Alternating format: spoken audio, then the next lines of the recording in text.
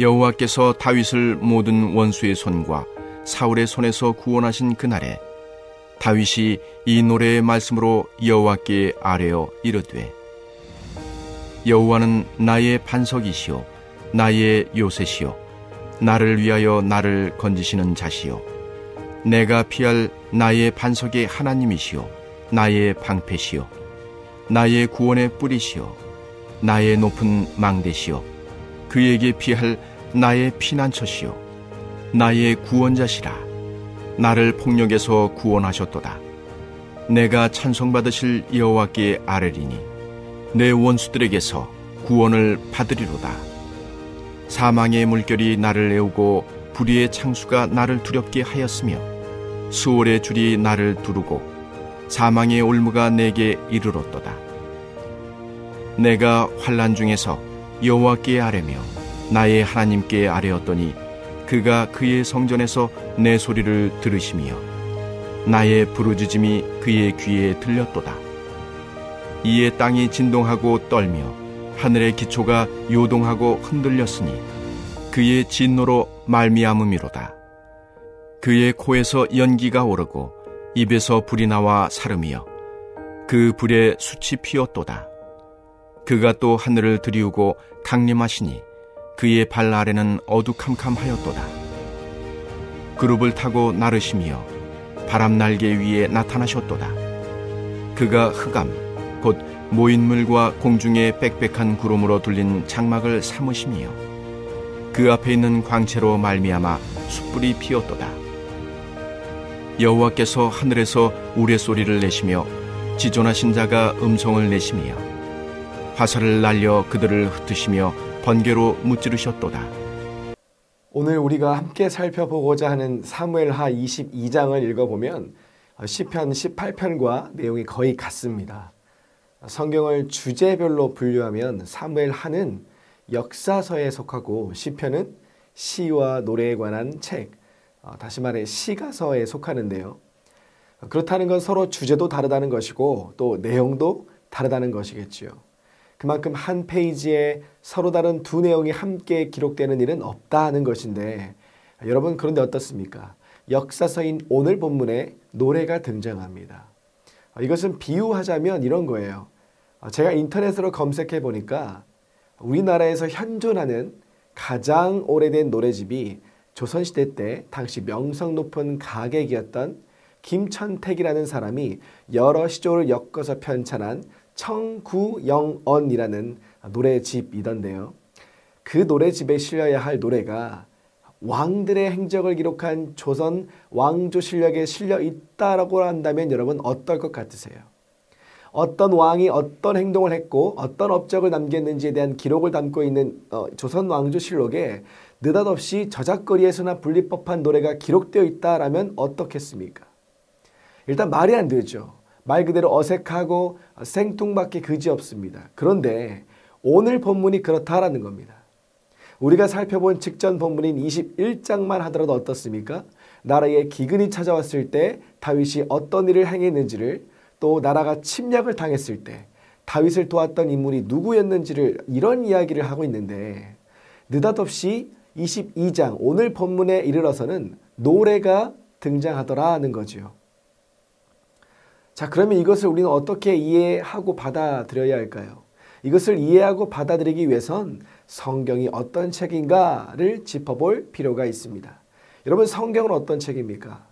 성경은 인간의 주관이 개입된 인간의 역사관을 중심으로 기록된 책이 아니라 하나님의 뜻이 개입된 하나님의 역사관을 중심으로 기록된 책이 성경이죠. 무슨 말씀을 드리려고 하느냐면 성경은 하나님에 관한 이야기가 중심을 이루고 있는 책인 만큼 하나님을 향한 인간의 기쁨과 감사를 담은 고백이 표현될 수밖에 없고 이러한 표현은 주제와 상관없이 역사서이든 시가서이든 이것과는 아무 상관없이 어디서든 어떤 방식으로든 나타날 수 있다라는 겁니다. 그러니까 역사서에서도 시와 노래가 기록될 수 있고 반대로 시와 노래를 담은 책에서도 역사적 서술이 기록될 수 있다는 거예요. 이러한 기록 방식이 성경에서는 부자연스러운 게 아니라 자연스러운 것이고 어색하고 생뚱맞은 것이 아니라 평범하고 상식적인 것이다라는 겁니다. 오늘 본문은 바로 이러한 이해가 전제되어야만 한다라는 거예요. 그러면 이제 본문을 살피며 저자는 어떤 노래를 부르고 있는지, 이를 통해 저자는 우리에게 무엇을 말하려고 하는지를 알아보고자 합니다. 오늘 본문 1절의 말씀을 저와 여러분이 함께 읽겠습니다. 여호와께서 다윗을 모든 원수의 손과 사울의 손에서 구원하신 그날에 다윗이 이 노래의 말씀으로 여호와께 아뢰어. 아멘. 요약하자면 다윗이 하나님께 노래했다라는 거죠. 여기서 무엇을 노래했습니까? 1절에 보니 하나님께 구원을 받았다고 다윗은 말하죠. 인생을 돌이켜보니 나를 넘어뜨리려는, 나를 해하려는 자들을 만나게 되었을 때 그때마다 하나님께서는 자신을 그들에게서 건져 주셨노라고. 그러고 보니 내 인생은 하나님의 구원을 말하지 않고서는 이야기할 수 없노라고. 그래서 어떻습니까? 그래서 나는 하나님을 노래하노라. 이렇게 다윗은 1절을 통해 고백하고 있는 겁니다. 자, 그러면 다윗의 노래를 들어봐야 되겠죠? 구체적으로요. 자, 오늘 본문 2절에서 4절까지의 말씀을 함께 읽도록 하겠습니다. 이르되 여호와는 나의 반석이시요 나의 요새시요 나를 위하여 나를 건지시는 자시요 내가 피할 나의 반석의 하나님이시요 나의 방패시요 나의 구원의 뿌리시요 나의 높은 망대시요 그에게 피할 나의 피난처시요 나의 구원자시라. 나를 폭력에서 구원하셨도다. 내가 찬송받으실 여호와께 아뢰리니 내 원수들에게서 구원을 받으리로다. 아멘. 여러분, 시편을 많이 읽어보신 분들은 아실 텐데요. 다윗의 시력은 참 특별합니다. 여기서 특별하다는 게 다윗이 시력 측정 검사를 했는데 검사 결과 수치가 높게 나왔다는 그런 뜻이 아니라는 것쯤은 여러분 모두가 잘 아실 거라고 봅니다. 그럼 다윗의 시력이 특별하다는 것은 뭡니까? 다윗은 눈에 보이는 것을 통해 눈에 보이지 않는 하나님을 발견할 줄 아는 그러한 시력을 가지고 있었다라는 이야기입니다. 바위를 보는데 그냥 돌덩이네라며 지나치지 않았다라는 거예요. 마찬가지로 성벽을 그저 성벽으로, 방패를 그냥 방패로만 보고만 것이 아니라는 겁니다. 다윗은 눈앞에 놓인 바위를 보면서 그 바위를 통해 누구를 봅니까? 바위처럼 나로 어떤 어려움에도 흔들리지 않게 하시는 하나님. 성벽처럼 나를 보호하시며 나에게 안전하다 평안하다 말씀하시는 하나님. 방패처럼 원수의 공격에도 넘어지지 않도록 붙잡아 주시는 하나님. 그분의 모습과 그분의 손길을 발견하더라는 겁니다. 그래서 다윗이 오늘 본문에 보니 무엇이라 고백하고 있습니까? 하나님을 가리켜 나의 반석이시라고, 나의 요새이시며 나의 방패요 나의 피난처요 나를 건지시는 자라고 고백하고 있는 것 아니겠습니까? 네, 그렇죠. 다윗은 눈앞에 보이는 것을 통해 보이지 않는 하나님, 하지만 분명히 실제하시며 역사하시는 그 하나님을 인식할 수 있었다라는 거예요. 제가 앞서 다윗의 시력은 특별하다고 말씀드린 것은 바로 이 이유에서 때문입니다. 누군가에게는 분명 보이지 않고 느낄 수조차 없는 하나님을 다윗은 일상 속에서, 그것도 매일 바라보고 그분과 교제하는 삶을 살더라 하는 거예요. 그렇다면 오늘 본문에서 다윗이 고백하기를 나는 바위를 보며 성벽을 보며 방패를 보며 하나님을 느낄 수 있었고 나를 붙잡아 주시고 보호하시며 인도하시는 하나님을 보았노라 고백하는 이 노래를 기록하고 있는 이유는 무엇이겠습니까? 하나님을 느끼는 삶, 하나님을 바라보는 삶에 대한 갈망, 그 거룩한 욕심을 너희도 가지라고, 나처럼 그러한 욕심을 취하라고 말하고 싶은 것 아니겠습니까? 그럼 여러분에게는 다윗이 말하는 거룩한 욕심이 있으신가요? 좋은 집, 좋은 차, 좋은 옷 등 세상의 것을 바라는 그런 욕심 말고요. 하나님이 나와 함께 하시고 하나님이 나를 위해 일하시는 것을 보기를 갈망하는 그런 거룩한 욕심이 여러분에게 있느냐라는 겁니다. 여러분이 만약 다윗과 같은 삶을 살게 된다면 여러분 생각해 보세요. 그러면 그때부터 여러분의 눈앞에 보이는 모든 것은 그것이 자연이든 어떤 사물이든 어떤 상황이든 간에 그 모든 것들은 여러분이 하나님을 인식하게 해주는, 하나님을 바라보게 해주는 믿음의 증거들이 될 것입니다. 마치 예수님께서 그러셨던 것처럼 하늘에 나는 새를 보는데 그 새를 기르시는 하나님의 손길이 느껴지는 거죠. 언제 피었다 지는지조차 모를 만큼 무심히 지나치는 그런 들풀을 보는데도 그 안에 담긴 하나님의 보살핌이 느껴지는 겁니다. 여러분, 그렇게만 된다면 얼마나 그 인생이 축복된 인생이겠어요. 얼마나 행복하겠습니까? 눈만 뜨면 사방이 온통 하나님을 인식하게 하는 증거들이 널려 있는 거죠. 여러분, 그러면 우리는 흔들리지 않고 하나님을 향한 믿음은 깊어지며 구원과 천국에 대한 분명한 확신을 품고 살아가는 그런 놀라운 인생이 될 줄로 믿습니다. 자, 그리고 또한 다윗은 우리에게 거룩한 욕심을 가지고 사는 것이 얼마나 중요한지에 대하여서 자신의 또 다른 인생 경험을 통해 이야기해주고 있는데요. 오늘 본문 5절에서 7절까지의 말씀을 함께 읽겠습니다. 사망의 물결이 나를 애우고 불의의 창수가 나를 두렵게 하였으며 수월의 줄이 나를 두르고 사망의 올무가 내게 이르렀도다. 내가 환난 중에서 여호와께 아뢰며 나의 하나님께 아뢰었더니 그가 그의 성전에서 내 소리를 들으시며 나의 부르짖음이 그의 귀에 들렸도다. 아멘. 이 구절들은 본문 1절에서 고백하고 있는 모든 원수와 사울의 손에 의해 겪었던 고난에 대한 구체적인 표현으로 보입니다. 그 고난들은 마치 어떠했다라고 말하느냐면 사망의 물결, 불의의 창수, 스올의 줄, 사망의 올무와 같았다라고 말하죠. 여기서 사용된 사망, 불의, 스올이라는 단어들을 보면 공통적으로 연상되는 단어가 있죠. 죽음이라는 단어입니다. 그러니까 다윗은 지금껏 인생을 살면서 수많은 고난을 겪어왔는데 그 고난들은 모두가 하나같이 생명의 위협을 느끼게 하는 그런 고난들이었다라고 말하고 있는 거죠. 이때 다윗의 심정은 어땠을 것 같으세요? 오늘 보면 5절을 보세요. 5절에 보면 다윗은 뭐라고 말하고 있습니까? 두려웠다라고 그렇게 말합니다. 두려웠다라고 그렇게 이야기를 해요. 여러분도 두려움에 사로잡혀 보신 적 있으실 거예요. 여러분 그때 어떠셨어요? 여러분 어떠셨습니까? 저의 경험으로 말씀드리자면 그때는 정말 어떤 일도 손에 잡히질 않더라고요. 여러분도 그러셨을 겁니다. 어떤 일이 앞으로 언제 어떻게 될지 모른다는 불안감으로 인해 주저앉아 있는 것 외에는 아무것도 할 수 없었을 겁니다. 언제가 제가 말씀을 전하면서 인용했던 글인데요. 박노해 시인이 쓴 글에 보면 그는 두려움에 대하여서 이렇게 말합니다. 두려움에 사로잡히면 있는 힘도 못 쓰는 법. 우리는 고난을 감당할 힘이 없는 게 아니에요. 사실 어찌 보면 감당할 힘이 우리에게 충분히 있습니다. 하지만 우리에게 그러한 힘이 있다는 것을 깨닫지 못하도록 나를 무기력하게 만드는 것. 여러분 그것이 두려움이다라는 거예요. 그 두려움에 사로잡혔다라고 다윗은 말하고 있는 겁니다.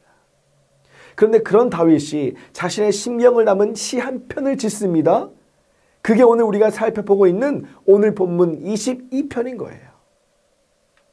누군가는 시 한 편 쓰는 게 뭐가 그리 어려운 일이냐고 대수롭지 않게 생각하실지 모르겠습니다.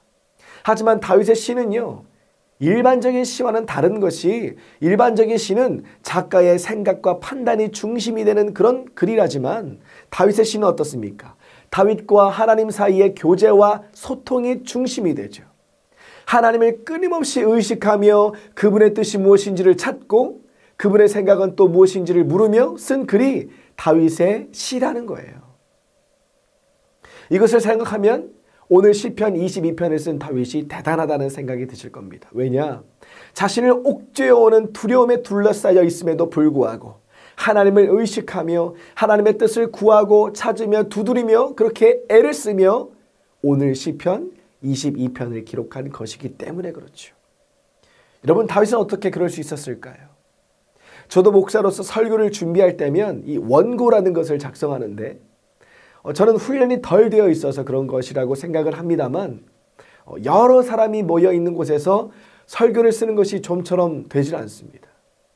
그래서 될 수 있으면 이 새벽에 설교를 쓰려고 해요. 그리고 더욱이 마음에 불편한 것이 있으면 설교를 쓰는 게 너무 힘이 듭니다. 제가 이렇다는 것을 제 스스로 잘 알고 있다 보니까 큰 두려움을 안고 있음에도 불구하고 시편을 기록한 다윗이 너무도 남달라 보이는 거예요. 여러분 어떻게 다윗은 그럴 수 있었을까요? 오늘 본문 7절의 말씀을 한 번 더 함께 읽겠습니다. 내가 환난 중에서 여호와께 아뢰며 나의 하나님께 아뢰었더니 그가 그의 성전에서 내 소리를 들으시며 나의 부르짖음이 그의 귀에 들렸도다. 아멘. 여러분 7절 상반절에 보시면 아뢰다는 표현이 2번 나오는데요. 여러분 이 표현을 이렇게 한번 바꿔보시면 어떨까요? 이렇게 표현해 볼 수 있을 것 같아요. 내가 환난 중에서 여호와께 시를 지으며 나의 하나님께 시로 노래하였더니. 다윗은 분명 두려움에 사로잡혀 있었어요. 분명 아무 힘도 낼 수 없는 그런 상황에 놓여 있었다라는 겁니다. 그런데 다윗은 그런 상황 중에 시를 지어 하나님을 노래했다라는 거예요. 여러분 어떻게 이것이 가능했을까요? 다른 누구도 아닌 다윗이니까 이렇게 답하고 싶은 분 혹시 계십니까? 틀린 말은 아닌데 이건 너무 수준 낮은 대답이에요. 적어도 그리스도의 장성한 분량에 이르는 삶을 지향하는 성도로 부름받은 우리는 이렇게 답하면 안 되는 겁니다. 자, 그럼 어떻게 답해야 되느냐? 자, 7절에 다윗은 무엇이라고 말하는지를 다시 한번 보실까요? 다윗은 내가 하나님께 아뢰었다라고 하면서 무엇이라고 말하느냐면 하나님께서 내 소리를 들으셨다라고 말하죠. 나의 부르짖음이 하나님께 닿았다라고 말합니다. 그러니까 다윗은 하나님께서 자신의 기도를 들으셨다는 것을 어떻습니까? 확신했다라는 거죠. 여러분 제가 굉장히 중요한 이야기를 전해드렸어요. 다윗이 확신한 것은 무엇이었다라는 겁니까? 자신의 기도가 응답될 것을 확신했다는 겁니까? 그게 아니라 자신의 기도를 하나님께서 들으셨다는 것, 그것을 확신했다는 거예요. 다시 말하면 응답의 여부와는 관계없이 다윗은 하나님께서 자신의 기도를 들으셨다는 바로 그것을 확신했다는 겁니다. 다윗에게는 바로 이 확신이 있었던 거예요. 그래서 환난 중에도 시로 하나님을 노래할 수 있었던 것이고 하나님은 나의 반석이요 요새요 방패가 되심을 고백할 수 있었던 겁니다. 이 확신은 하나님이 나보다 나를 더 잘하신다는 확신이고 그래서 하나님은 나를 가장 좋은 길로 인도하신다는 확신이며 아무리 내가 많은 계획을 세운다 하여도 내 길을 인도하시는 이는 하나님이시라는 확신인 줄로 믿습니다. 여러분 그렇다면 여러분에게는 이런 확신이 있으십니까? 만약 그렇지 않다고 한다면 우리는 어떻게 해야 이런 확신을 가질 수 있을까요? 여러분 그것은 거룩한 욕심을 낼 때 가능해요. 다윗과도 같은 하나님이 나와 함께 하시고 하나님이 나를 위해 일하시는 것을 보기를 갈망하는 그런 마음이 있어야 한다는 겁니다. 이 마음이 내 안에 있으면 먼저는 보이는 것을 통해 보이지 않는 하나님을 보게 돼요. 보이는 모든 것이 하나님을 보게 하는 믿음의 증거들이 되는 거죠. 그리고 이 마음이 내 안에 있으면 이 갈망함이 내 안에 있으면 이 거룩한 욕심이 내 안에 있으면 환난 중에도 내 기도를 들으시는 하나님을 확신하게 되는 겁니다. 내 상황과 형편이 어떠하든 설령 내 환경이 여전히 어렵고 힘들다 하더라도 그런데도 하나님을 온전히 신뢰하며 살게 되는 것이다라는 겁니다. 따라서 사랑하는 안디옥교회 성도 여러분, 거룩한 욕심을 내시길 바라요. 말씀을 통해 깨닫게 되는 것을 열심히 적용하며 여러분 사시길 바랍니다. 성령이 인도하시는 대로 힘을 다하여서 여러분 그렇게 인생을 사시길 바라요. 시간을, 물질을, 더 나아가 여러분의 삶 전체를 하나님께 드리시기를 바랍니다. 그리할 때 우리는 오늘 본문 속 다윗처럼 언제나 내 편이 되시고 나와 동행하시는 그 하나님을 발견하고 나의 기도에 귀를 기울여 들으시는 그 하나님을 발견하게 될 줄로 믿습니다. 여러분 이러한 놀라운 은혜와 축복 가득한 인생을 살아가시는 여러분 모두가 되시기를 주님의 이름으로 간절히 축원드립니다. 이 시간 말씀을 기억하시며 함께 기도하기를 소망합니다. 거룩한 욕심을 내며 살기를 원합니다. 그리하여 내 삶 속에서 역사하시는 하나님을 날마다 발견하는 놀라운 축복을 누리는 복된 인생이 되게 하여 주옵소서. 또 함께 기도할 것은 진행 중인 예배자 학교와 신앙 강좌를 통해 예배와 신앙이 회복되게 하여 주옵소서. 마지막으로 다음 세대를 위한 새 성전 건축이 하나님의 은혜 가운데 순적히 이루어지게 하여 주옵소서. 이 기도의 제목을 붙잡고 이 시간 주님의 이름 한번 부르시고 함께 기도하시겠습니다.